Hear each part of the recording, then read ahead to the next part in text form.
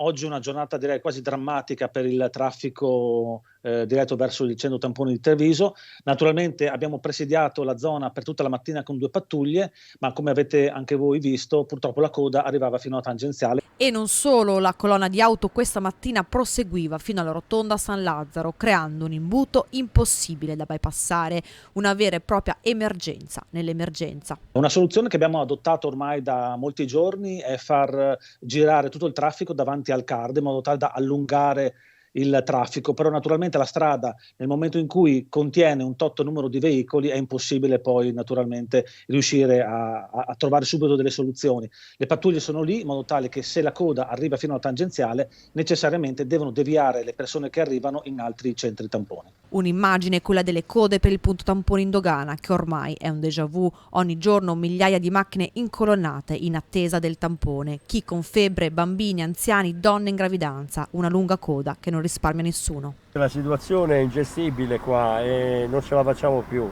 sperando che questo Covid se ne vada via più presto possibile. Ho 2 bambini in macchina. I bambini con la febbre. Ho soltanto tanta pazienza e mi auguro che ce l'abbiano anche i piccoli. Siete in 5 macchina con 3 bambini e davanti avete una coda molto lunga. Sì, molto lunga. Siamo all'inizio della strada e ancora, non so, quasi 2 chilometri, qualcosa davanti. E ci vogliono, non so, 2, 3 ore, 3 ore e mezzo, non so quanto. Non ho idea di quanto possa essere, ma penso che almeno 2 ore saranno. Comunque tu continuerai a leggere?